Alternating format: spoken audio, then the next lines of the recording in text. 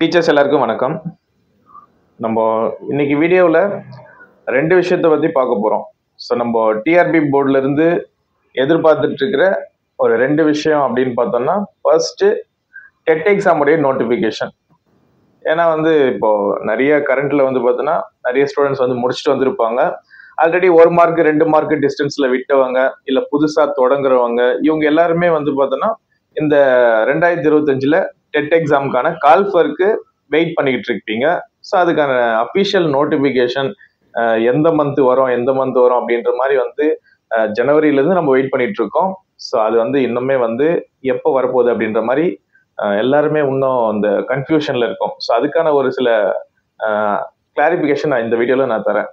ரெண்டாவது விஷயம் என்ன அப்படின்னா, SCT. So already TET paper 1 pass பண்ணிட்டு நியமன தேர்வுலாம் எழுதி முடிச்சிட்டாங்க. அவங்களுக்கான கீ ஆன்சர் எப்போ வரும்? ஸோ இந்த ரெண்டு விஷயத்த பார்த்தோன்னா கிளாரிஃபிகேஷன் கொடுக்கறதுக்காக தான் இந்த வீடியோ. ஸோ ஃபர்ஸ்ட் நம்ம என்ன பண்ணலாம் அப்படின்னா, டெட் எக்ஸாம் பத்தி பார்க்கலாம். ஸோ டெட் எக்ஸாமுக்கான நோட்டிஃபிகேஷன் ஆனுவல் பிளானர் விடல. என்ன பண்றது? ஆனுவல் பிளானர் விட்டாதான் நம்மளுக்கு அதுல எப்போ நோட்டிஃபிகேஷன் வரும், ஸோ எந்த மந்த் எக்ஸாம் இருக்கும் அப்படின்ற மாதிரி நம்ம ஒரு கெஸ்ஸிங்ல நம்ம படிக்க ஆரம்பிச்சிருப்போம். இது வரைக்கும் ஒரு 3 மாசம் ஆயிடுச்சு, ஆனுவல் பிளானர் விடல.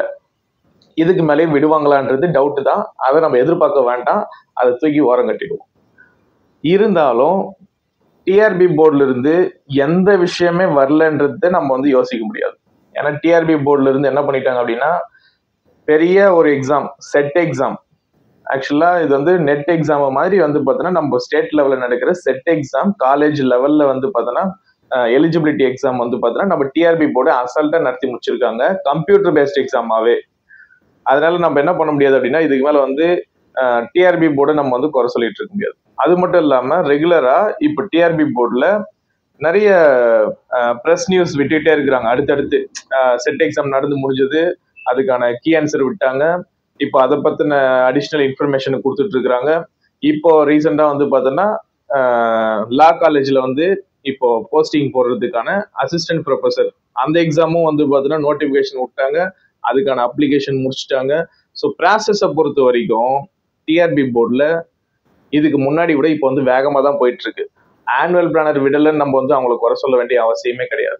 ஸோ அடுத்தடுத்த ப்ராசஸ் அவங்க பண்ணிக்கிட்டு தான் இருக்கிறாங்க. அப்போ அந்த ப்ராசஸ்ல நம்மளுக்கு டெட் எக்ஸாமை பொறுத்த வரைக்கும் இந்த மந்த்து ஷியோரா 100% நீங்க எதிர்பார்க்கலாம். இந்த வாரமே கூட வரலாம். அப்படி இல்லைன்னா நெக்ஸ்ட் வீக்கு நம்மளுக்கு பார்த்தோன்னா கன்ஃபார்மா இந்த நம்ம டிஆர்பி போர்ட்ல இருந்து டெட் எக்ஸாமுக்கான அஃபிஷியல் நோட்டிஃபிகேஷன் வந்துடும். அப்போ நோட்டிஃபிகேஷன் நெக்ஸ்ட் வீக் வந்துடுச்சு அப்படின்னா நாம ரெடியா இருக்கிறோமா? கிட்டத்தட்ட நம்மளுக்கு பார்த்தோன்னா ஒரு 80 டேஸ்ல இருந்து ஒரு 90 டேஸ் டைம் கொடுப்பாங்க. சப்போஸ் நெக்ஸ்ட் வீக் நான் சொல்ற மாதிரி நோட்டிஃபிகேஷன் வந்ததுன்னா உங்களுக்கு மே எண்டில் இல்லைன்னா ஜூன் ஃபர்ஸ்ட் வீக்ல பார்த்தோன்னா உங்களுக்கு எக்ஸாம் இருக்கும். ஸோ அந்த எக்ஸாமை ஃபேஸ் பண்றதுக்கு நீங்க என்னென்ன இப்போ பண்ண வேண்டியது இருக்கும் அப்படின்னா, ரெகுலாரிட்டி, கன்சிஸ்டன்டி அப்படின்னு சொல்லுவாங்க. நம்ம ரெகுலரா பண்ண வேண்டிய ஒரு சில விஷயங்கள் இருக்கு. அதுல ஃபர்ஸ்ட் விஷயம், காலையில ஒரு 3 மணி நேரம் டைம் ஸ்பெண்ட் பண்ணுங்க, ஈவினிங் ஒரு 3 மணி நேரம் டைம் ஸ்பெண்ட் பண்ணுங்க. காலையில பார்த்தோம் அப்படின்னா லாங்குவேஜ் வச்சுக்கோங்க. ஏன்னா மோஸ்ட் இம்பார்ட்டன்ட் திங்ஸ், லாங்குவேஜ்ல நீங்க மார்க் ஸ்கோர் பண்ணீங்கன்னா பக்காவா ஈஸியா கிளியர் பண்ணிட்டு எக்ஸாம் ஈஸியா கிளியர் பண்ணிடலாம். அப்போ லாங்குவேஜுக்கு காலையில ஒரு 1.5 மணி நேரம் தமிழுக்கணும், இங்கிலீஷ்க்கு ஒரு 1.5 மணி நேரம்னு நீங்க என்ன பண்ணுங்க அப்படின்னா ரெகுலரா டைம் ஸ்பெண்ட் பண்ணிடுங்க காலையில. ஈவினிங் டைம்ல உங்க மேஜர், அது சயின்ஸ் மேக்ஸா இருக்கலாம் இல்ல சோசியல் சயின்ஸா இருக்கலாம், உங்களுடைய மேஜருக்கு ஈவினிங் டைம்ல டைம் ஒதுக்கிட்டீங்கனாலே போதுமானது, ஈஸியா கிளியர் பண்ணிடலாம். ஸ்டடி பிளான் என்ன பண்ணுங்க அப்படின்னா, இந்த 6 ஹவர்ஸா ஸ்டடி பிளான் போட்டுக்கோங்க. காலையில 3 மணி நேரம் எடுத்த உடனே நான் இதுதான் படிக்க போறேன் அப்படின்றத பிஃபோராகவே பிளான் பண்ணிடுங்க. இன்னைக்கு நீங்க தூங்க போகும்போதே காலையில எழுந்த உடனே தமிழ்ல இந்த லெசன் தான் நான் முடிக்க போறேன், இங்கிலீஷ்ல இந்த லெசன் தான் முடிக்க போறேன். ரெகுலரா ஸ்டடீஸே பண்ணிட்டு இருந்தாலும் போர் அடிக்கும். அதுக்கு நடுவில் என்ன பண்ணுங்க அப்படின்னா, ப்ரீவியஸ் இயர் கொஸ்டின் பேப்பரை ரெஃபர் பண்ணுங்க. ப்ரீவியஸ் கொஸ்டின் பேப்பர் அப்படின்னா 2012 எக்ஸாம் நடந்துச்சு, அந்த வருஷத்துல இருந்து பண்ணணுமெல்லாம் கிடையாது. 2022 அண்ட் 23 இந்த வருஷத்துல நடந்த மல்டிபிள் பேட்ச் கொஸ்டின் பேப்பரை மட்டும் ரெஃபர் பண்ணுங்க. அப்படி உங்ககிட்ட அந்த பேட்ச் கொஸ்டின் பேப்பர் இல்லை அப்படின்னா நம்ம மெஸ்மரைஸ் அகாடமியில கொடுக்குறோம். ஓகேவா?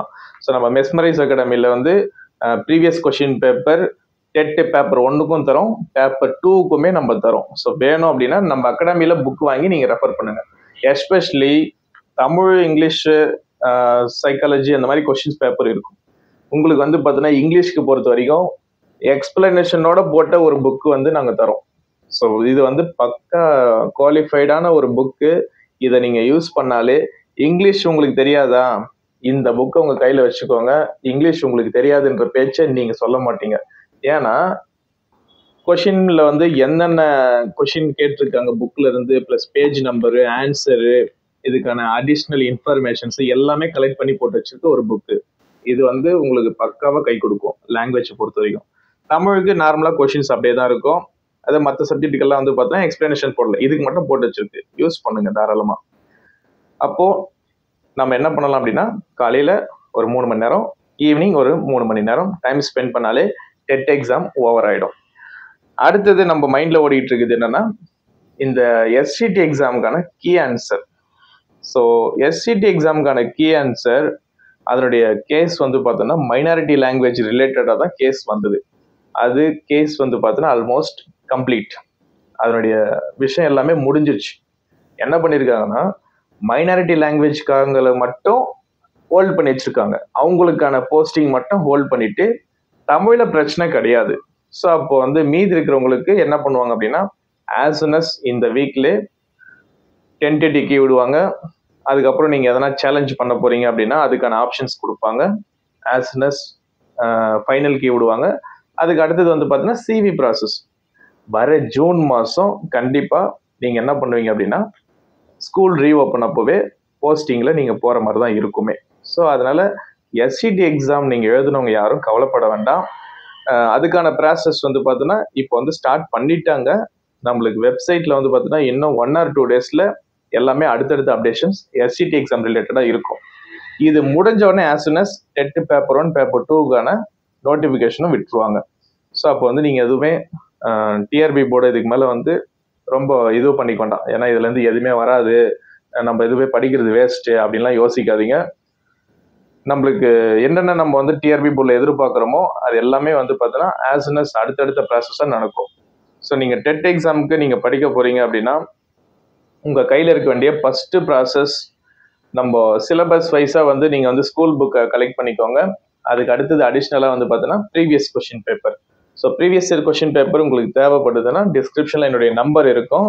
ஸோ அந்த நம்பருக்கு உங்களுக்கு பேப்பர் 1 வேணுமா, பேப்பர் 2 வேணுமா, இல்லை செப்பரேட்டாக தமிழ் இது வேணுமா, இங்கிலீஷ் வேணுமா, மேக்ஸ் வேணுமா, இல்லை சைக்காலஜி வேணுமா, ஸோ உங்களுக்கு தனியாக புக் வேணும்னா கூட என்ன கொஷின் பேப்பர் தேவைப்படுதோ அந்த கொஷின் பேப்பர் மட்டும் கூட நீங்கள் வந்து நம்ம அகாடமியிலேருந்து கலெக்ட் பண்ணிக்கலாம். ஏன்னா உங்களுக்கு வந்து எந்த மாதிரியான ப்ரிப்ரேஷன் நீங்கள் போட்டுட்ருக்கிறீங்களோ அந்த ப்ரிப்ரேஷனுக்கு ஏற்ற மாதிரி இந்த ப்ரீவியஸ் கொஷின் பேப்பரை நம்ம அகாடமியில் கலெக்ட் பண்ணிக்கலாம்.